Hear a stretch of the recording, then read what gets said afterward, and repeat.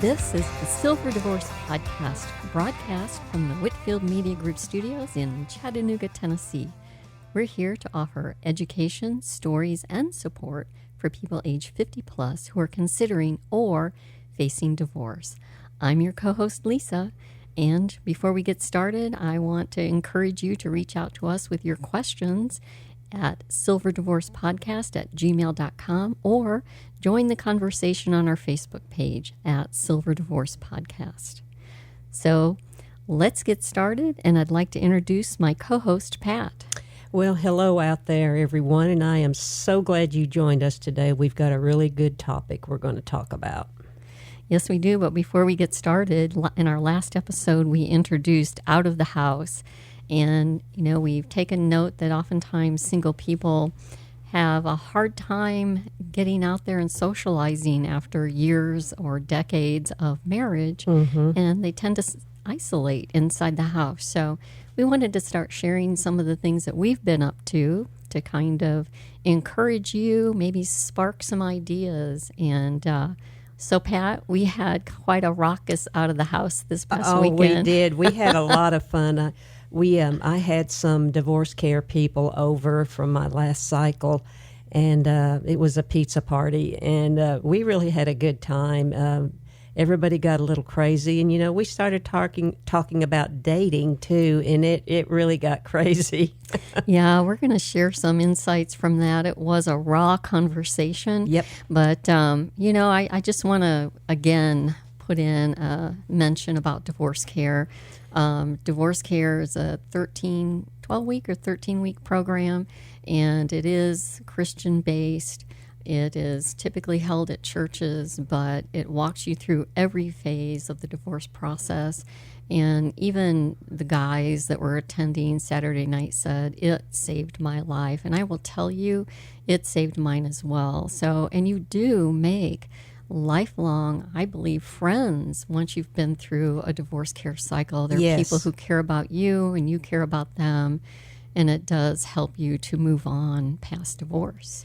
Yeah, and like I've mentioned, I've facilitated divorce care for around 20 years now, and I've just seen so many people just grow and get away from the hurt and the drama of divorce, and it's just so nice to help people walk through that season. Yes, absolutely. So, well, Lisa, before we get started, I want to let everyone know that we are not attorneys and we are not counselors, and we are here to share our experiences and our education to help you avoid the pitfalls of the divorce process. While we share true stories, the names are changed to protect everyone's privacy. So, Lisa, what are we going to talk about today? Well, this is a hot topic that is on everyone's mind, dating after divorce. You don't typically think about older adults divorcing, but, Forbes did a study in 2024, and they said the divorce rate among adults aged 55 to 64 is 46%. Wow. And those who are aged 65 to 74 is 39%. Mm-hmm. And even adults who are 75 plus are divorcing, their rate is 24%. And so that simply means there are a lot of newly single older adults each year. And it does come as a shock to live alone when you've been in a long-term marriage. Mm-hmm. And I think about myself. I married at 32, and I was married for 34 years. I was married longer than I was single. And, Pat, our society is geared toward coupledom. I'm going to date myself, but there's an old song, love and marriage, love and marriage, go together like a horse and carriage. Yeah. Well, it's even biblical, right, that man and woman shall join together and become one. That's right. Yep. And, Lisa, when one considers dating immediately after divorce, that's going to add a new layer of stress on top of what one has already experienced. In fact, at Dartmouth released an index on the most stressful life events. The first one was death of a spouse and was rated the highest. It was rated with the highest impact, followed by divorce and then marital separation. And as a side note, marriage was ranked as the seventh most stressful life event. You know, that study is an important call out. You've just been through the second and third most stressful life event. Mm-hmm. And then immediately there's an intense pull to begin finding that new spouse, to begin dating. Society expects it, and even family members will ask when you're going to date. I can tell you that my daughter said there were a number of people who asked her if I was ready to date. Shoot, even my 12-year-old granddaughter and her friend, they're in on the action, and they are giving me tips on makeup. They told me the other day that I needed to upgrade my wardrobe so I could start dating. That's funny. And they have ideas as to who I should date, and even suggested I should ask out one of their dads. So, you know, but there are dangers to just jumping back into the dating pool. And Pat, I know that you can share a lot of information about what should we be thinking about before dating right after divorce. Well, I just want to stress you really, really need to do an in-depth exploration of your reasons for dating and evaluate yourself for your dating readiness. And so ask yourself, why do you want to date? What do you want out of a dating relationship? And the big question, have you given yourself time to heal from all the trauma and drama of the divorce? One thing you don't want to do, most importantly, you do not want to carry any past issues into another relationship. And that is so true. I can tell you that when people ask me if I'm ready to date again, my response is, I need to heal from the trauma of the divorce, right, and find myself again before I can be a good partner for someone else. You know, the last thing that I want to do is be that date that talks incessantly about the wrongs of her marriage. I want to be confident in who I am. I want to have done the hard work to let go of the anger and the bitterness of what happened, and be at peace with knowing that God had a plan and a reason for what happened. So when I feel like I'm in that good place spiritually and mentally, then that's the time that I may consider dating. Right. And Lisa, that is the perfect lead into the following. First, acknowledge and identify your past wrongs and where you need to work on yourself. This is the tough part, is you need to be completely honest with yourself in the role you played in the marriage that was not working. And ask yourself, what ways do I need to grow and change personally before I enter into a new dating relationship? You know, Pat, I just want to step back and say that is the hardest part, because it requires you to honestly say, what role did I play? And it's easy to go, well, he was this or he was that. But even in the toughest situations, we all have a role to play in why things went astray. That's right. And, you know, it's kind of hard. It's really hard sometimes to put the lens on yourself and criticize yourself. But, you know, you have to be real and be honest. You know, what did you do to cause the marriage to break up? You know, maybe it was just 20% versus his or her 80%. But you have to look at that before you start dating. Absolutely. And second of all, be careful of the cycle of dating. And what that means is dating the same person you divorced as it is familiar and comfortable with you. I know of one friend personally who finally realized she was dating the same type of person she was married to.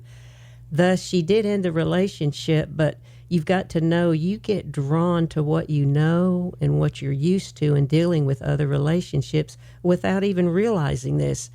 And all to say, I just want you to be aware of this. And that is spot on. I have read many life coaches warn against immediately dating before doing the work on yourself. You know, there is a very high probability you will date the same type of person you were married to. For example, if you are an echoist, and we talked about that in a previous episode on barriers and boundaries, that personality trait tends to put other needs first. And you're highly likely to attract a narcissist. If you're an egoist, a people pleaser, you're likely to attract a narcissist. So you want to work on the people pleasing aspect of your personality and think about how to make yourself happy, or you will end up with that same type of personality in a relationship. Exactly. And another important consideration is the children, whether they're small or adults. How will it affect them? They also have experienced a traumatic life event, and suddenly mom and dad are distracted with new people. Will they feel left out at a time when they need to be reassured? You may want to think about only dating when the children are at the other spouse's house until you are in a serious relationship. You don't want to introduce someone you just met to the children, as it can cause more pain and hurt. And remember, the children love both of their parents. Bringing someone in suddenly can cause more problems with the relationship with them. You know, that last point, Pat, it takes a lot of self-restraint. You know, if you're suddenly newly dating and maybe you're being love bombed, you're not thinking about that.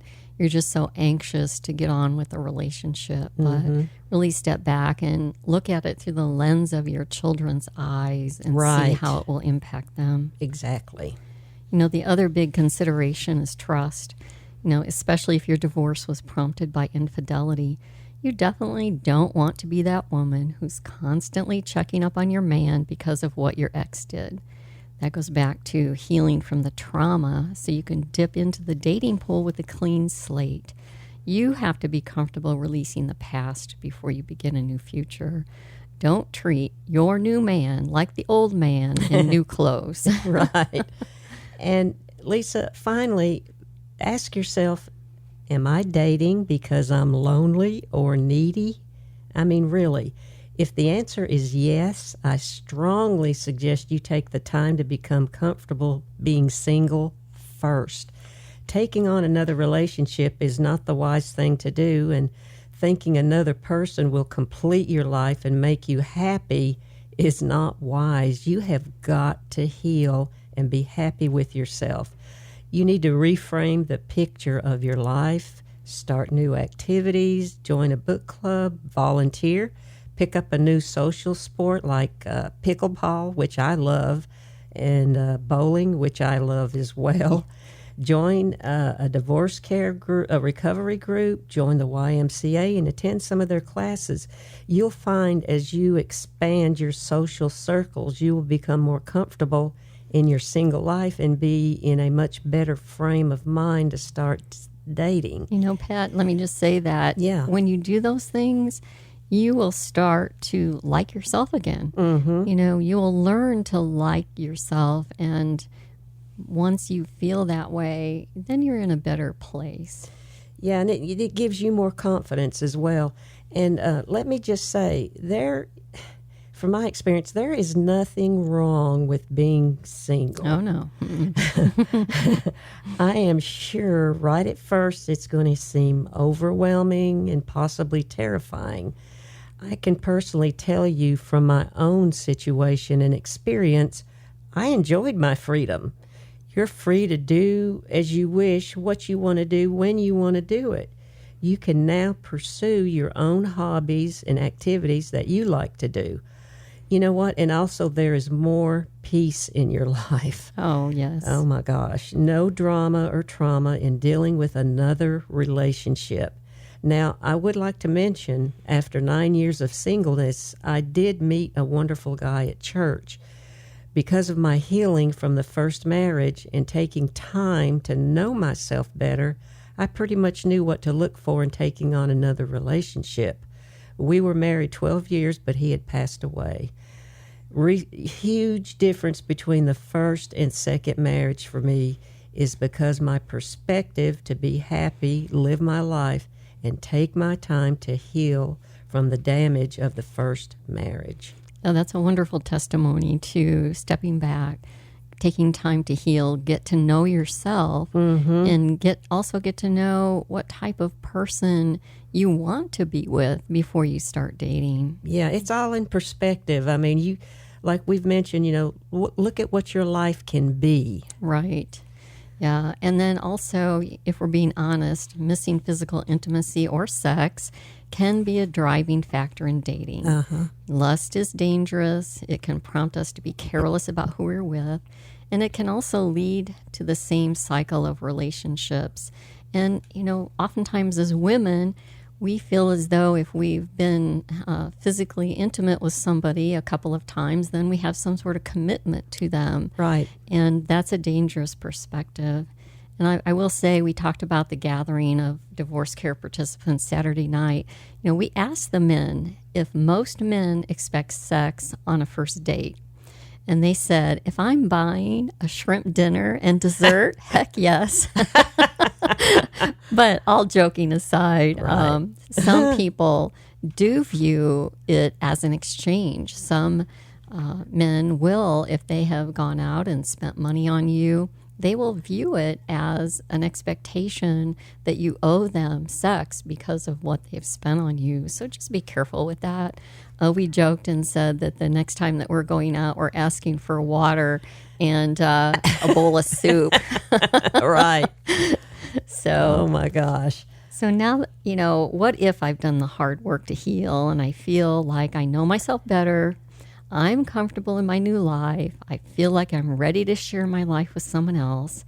Pat, what are some tips for dating? And then after that, we'll get into those dating apps. Yeah. Well, the most important factor is to expect respect. You teach others how to treat you by how you expect to be treated. Also, be clear about what type of partner you want. Is it the personality, their interests, their appearance? It all plays into that consideration. And ask yourself, what are my top 3 non-negotiables when you start dating?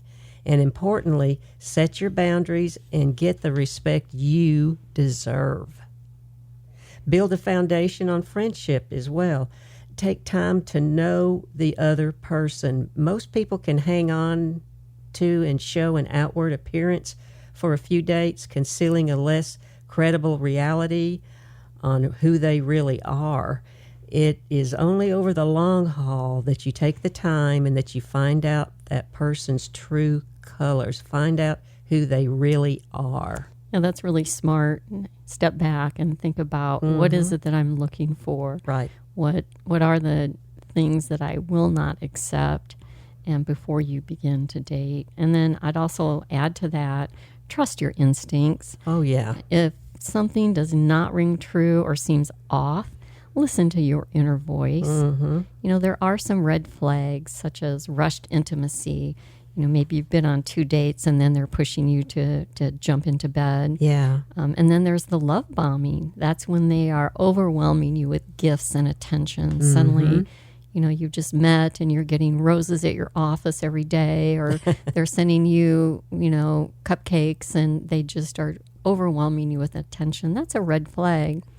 Also, there's inconsistent behavior. Maybe there's a flurry of texts one day and they just can't seem to stop talking to you, and then you don't hear anything for 3 days. They go absent. That is a red flag as well. Ghosting. Right, ghosting. Being isolated from family. Are they completely isolated from their family? That's kind of a red flag. What's going on there that would cause their family members to step away from them? And then financial issues. Oh, yeah. And then finally, unresolved baggage. Do they talk incessantly about their last spouse and what went wrong? That tells you they have not resolved their issues. They're still carrying that around. It is better to cut that relationship short than to spend years with the same outcome. And don't feel committed just simply because the person spent some money on you. Don't feel as though you have to give up the most treasured part of you, which is your body. Exactly. Just because somebody bought you a shrimp dinner and dessert. That's right. Well, and that brings me to, I just want to say, you'll need, when you're dating, you'll need to expect rejection. And, try not to take this personally. Maybe you just didn't have the same interest or there wasn't a spark there. Not every date will turn into a relationship, and that's okay. And finally, be open to new experiences. Try something new and just have fun. Don't think of dating as finding a husband or a wife. Right. Yeah. And that's so true. You don't have to approach it like I'm on the hunt for a husband. Yeah. At this age, no, you don't need to do that. Oh, no. And then let's talk about how to find someone to date when you're over age 50. Dating in your 50s and 60s is a lot different than dating in your 20s or 30s. Oh, yeah. I remember in my 20s going out to Uncle Sam's nightclub and dancing the night away. Uh-huh. Well, we're different people. We've matured, hopefully, right. And our tastes are different. The life experience we just went through is going to shape the kind of partner that I'm looking for. And the nice thing about dating when older is you're not pressured to find someone with whom you can make babies. Yeah, I know. or to find the perfect future parent. I have to say that at our gathering, one person said he feared dating because he had only had 5 dates in his life and 2 women he married. I feel very similar. I didn't have an expansive dating experience, so the thought of dating does somewhat scare me. Oh, yeah, yeah. But, I've taken a look at, listened to many dating coaches and gathered some advice, and there are some top recommendations that we can give you for that. When you're ready to date, the first is, of course, word of mouth. Yep. Let those family and friends know you're ready to jump in the dating pool. Everybody knows somebody who is single. Just ask my grandkids. Yeah, that's right. The best part is they know their personality already, and they know their history. They know what they've been through. And the second is take up a new hobby or join a new activity, as Pat talked about. Once you expose yourself to new people in new settings, then you'll find people of similar interests. Right. If you're still working, go on those work outings that are offered. And many companies have a service group. It's a group of people who do things for the community. Join those service groups. You'll find some really good people. You can join meetup.com for your interests like hikes and book clubs. This is not a hookup site. It is a site for people who have the same interests. So people who maybe like chess, like to hike, they share their hobby and activity and make plans to meet with a group to go and do that. Mm-hmm. At church, join the singles club, join a Bible study, or again, the service club. There is a surprising number of people that meet at church. Just like I did. I met my late husband at church. And I was able to watch him for a long time, how he treated people, how reacted to situations. And that's what you need to do, is you need to really watch this person. Oh, absolutely. That's good advice. And then finally, you can jump into the world of online dating. Online dating seems like a scary thing to me personally. I know you hear the stories of people being scammed on those sites, or that people are not honest about being single. Lisa, can you share some insights into online dating? Sure. Again, we've done a lot of research into that, specifically for older adults. There are a ton of online dating sites out there, but we tried to narrow it down to the top 5 for people over age 50. Now, we are not endorsing these sites. We're just mentioning those that have come up repeatedly, and still want to encourage you. You'll need to do your homework, and we're going to talk about some red flags and how to use those sites. Of course, eHarmony, you've probably heard of that. They've been around a long time. They're said to be the #1 trusted dating app for seniors. There's Date My Age, and it claims to have 10,000 new members weekly with profiles that are 100% verified. Wow. And that's a real biggie, having verified profiles to help eliminate the scammers. There is Silver Singles. That's exclusive to seniors, and they say they have 381,000 new members monthly. Wow. It's kind of shocking. I know. But then you look at those divorce stats and maybe not. I know. Christian Mingle, that's the number one site for Christian singles with nearly 60,000 signups per month. And then if you want more personalized help, you just don't want to go on a profile, have a profile on a dating site, there's a company called Talkify. It's Tawkify. That is an actual matchmaking company. And they have high-end services such as one-on-one matchmaking and date planning. So those are just some that we've heard of that have mentioned. And again, there are so many more. So then let's talk about how to use those dating apps. Like Pat said, it's scary. Yeah. It's really scary because you hear the horror stories of scammers and people who steal money. And when you first go on to the dating app, it's going to be like going into a candy store. Yeah. There's so many men and women. It seems like the possibilities are endless. And there's a lot of, they call them thirst trap shots, photographs of, Oh my gosh. bare-chested men. And Yeah. But you do need to proceed with caution, as not everyone is honest and with the best of intentions. Right. So we want to give you some red flags to watch out for. Number one is absence of a profile pic. If they don't have a profile pic, you have to wonder why they don't want people to see who they are. Mm-hmm. And then also, if there is one, you can do an online reverse image search, and that will tell you if the profile pic is used on any other profile. Interesting. Yeah, that's an excellent way to catch those catfishers. And catfishers are the ones that they're looking for lonely older people that they can end up scamming money from. Exactly. Also be wary if they only have one pic on the profile. That's a red flag. Pushing the boundaries. Maybe you make a connection and you start talking. They insist on meeting you at a private location right away, or they want to move the conversation off the platform to get your number right away. You want to avoid that and stay on the platform until you've had several conversations and have gotten to know them. Mm-hmm. Or maybe they're giving you a hard luck story and with the intention of gaining your sympathy and asking you for money. A lot of the hard luck stories are medical issues that they've had. Yeah, I know a guy that he was on one of the apps, and after a few, connections, this lady started telling him about some health issues she had, and she needed money and blah, blah, blah. And he knew immediately just to let that go. It was a huge flag. That's good that he did that. And the other is inappropriate or excessive sexual talk or sexual innuendos. One woman said that she had given her number to a man. They had had 2 conversations, and she had gone ahead and given him her number, and she immediately started receiving pictures of his male member. Wow. And so Gross. if they start in the conversations using sexual innuendos, they're looking to see if you're going to bite. Mm-hmm. They're looking to see what you're going to tolerate. Mm-hmm. And if you're uncomfortable with that, let that one go. Absolutely. Set your boundaries and demand respect. Yes.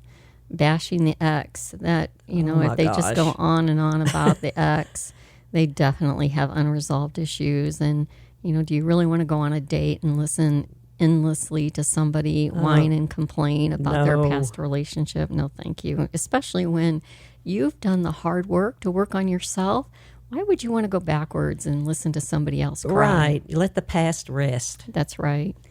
And then finally, too good to be true. Like the old adage, if it's too good to be true, it's probably not true. Yeah. So, let's flip then to you on your profile. There are some things you can do to increase the likelihood of finding a sincere match on a dating app. So let's give you some tips on when you're thinking about putting your profile out there. What are some things that you should include? Well, first, avoid tons of selfies.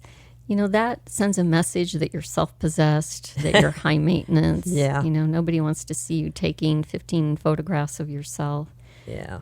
But take photographs of you in real life doing something you love. If you love playing tennis, ask a friend to take a photo of you while you're playing tennis.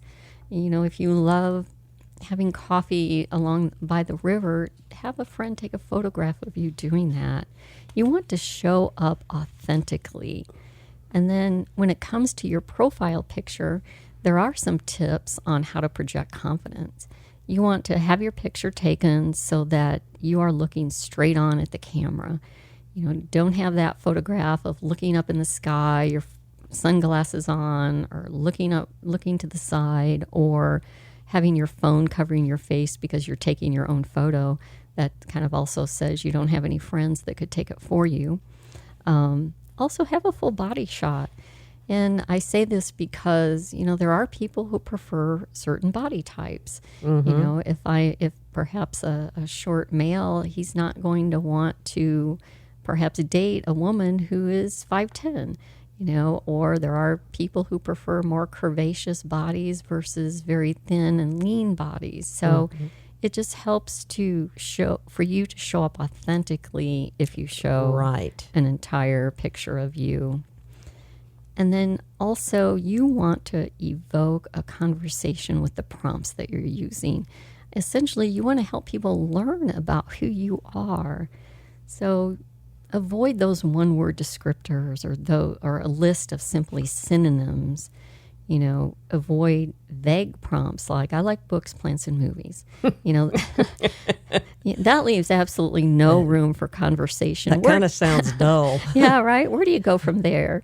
Or, I'm fun and outgoing. Okay, are you saying that you're a party girl? Or yeah. So, you want to give somebody something to hang on to so they can have a conversation with you.